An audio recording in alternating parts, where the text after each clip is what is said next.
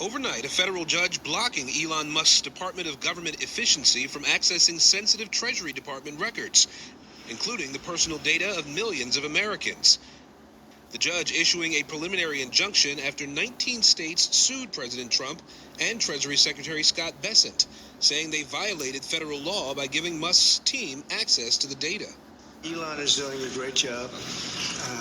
He's finding tremendous fraud and corruption and waste. And in another legal blow, a federal judge Friday pausing the administration's plan that would have put thousands of USAID workers on administrative leave last night, leaving as few as 611 essential employees. The White House accusing the agency of wasteful spending.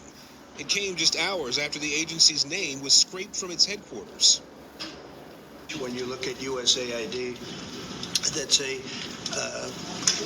fraud. The whole thing is a fraud. Unions representing the workers sued to block the leave order, saying President Trump doesn't have the authority to stop the agency's work. Assistance doesn't move from a warehouse into the mouths of hungry people by magic. It moves because brave men and women put themselves in really difficult circumstances in order to move that food. During a Friday news conference, Trump also answered questions about the list of all FBI agents involved in the January 6th investigations demanded by his Justice Department. I'll fire some of them because some of them were corrupt. I have no doubt about that. Also overnight, the president taking to Truth Social, announcing he's revoking former President Joe Biden's security clearance, adding Biden could not be trusted with sensitive information. Hey, you want down? I'll put you down. Now, Trump also said he's ending former President Biden's intel briefings, a courtesy traditionally afforded to former presidents. Mr. Trump saying in his social media post that Biden did the same to him in 2021, at that time pointing to Trump's, quote, erratic behavior. Laura?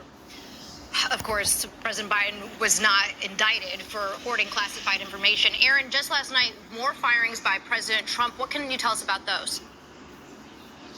Well, President Trump fired the head of the National Archives last night, keeping a campaign promise there. And as you sort of referenced, Laura, that agency alerted the Justice Department in 2022 that Trump had potentially mishandled classified documents when he failed to return records that the agency had requested.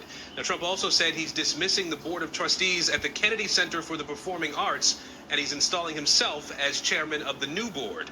The Kennedy Center released a statement saying in part that it is made up of a bipartisan board of trustees that has supported the arts in a nonpartisan fashion. Each member is supposed to serve a 6-year term, Laura. All right, Aaron Gilchrist, thank you. Hey,